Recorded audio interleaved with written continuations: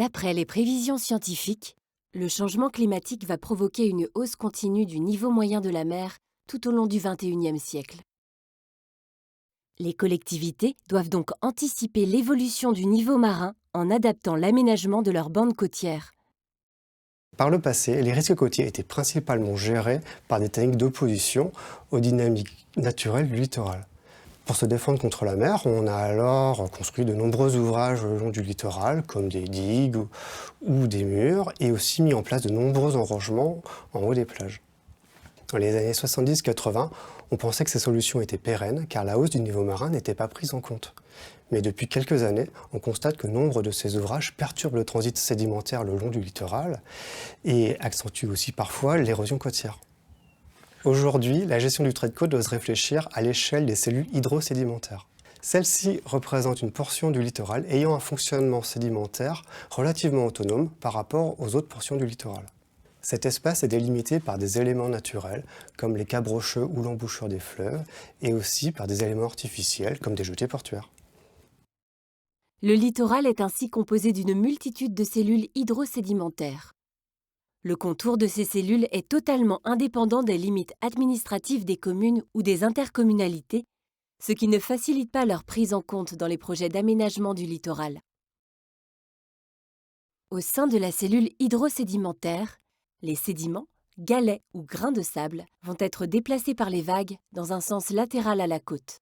Ils vont subir une dérive qui sera parallèle au trait de côte et que l'on nomme la dérive littorale. Mais les sédiments vont aussi être déplacés par le vent et les vagues entre le large et la côte. La réalisation d'un ouvrage au sein d'une cellule hydrosédimentaire peut modifier de manière significative les flux de sédiments à l'intérieur de celle-ci. Sur certains sites, on se rend compte aujourd'hui que le transit sédimentaire a été perturbé et que cela a entraîné une érosion rapide du trait de côte qui menace aujourd'hui des zones habitées. S'opposer aux dynamiques naturelles constitue donc une réponse de court terme à l'érosion du trait de côte. Par ailleurs, avec la hausse du niveau marin, les ouvrages actuels de défense contre la mer vont progressivement perdre leur efficacité. Les vagues pourront, en effet, les franchir de plus en plus fréquemment.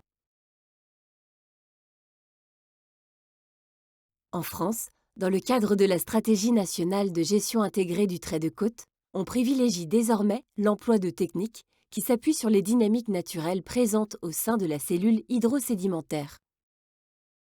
À titre d'exemple, on peut, à l'avant d'une dune qui présente des zones détériorées, implanter des ganivelles ou des filets qui vont piéger le sable déplacé par le vent. Au-delà de ces deux exemples, beaucoup d'autres techniques sont testées et évaluées en permanence sur le littoral.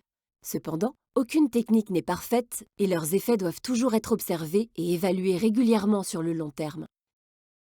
Les suivis du trait de côte sur plusieurs années permettent de comprendre l'évolution du littoral dans le temps. Or, celui-ci est rarement linéaire.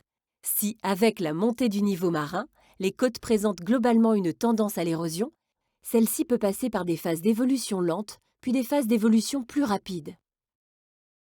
Mais au-delà des différents modes de gestion du littoral, comment anticiper l'aggravation des risques littoraux attendus d'ici la fin du siècle et bâtir une stratégie locale qui puisse rendre un territoire moins vulnérable?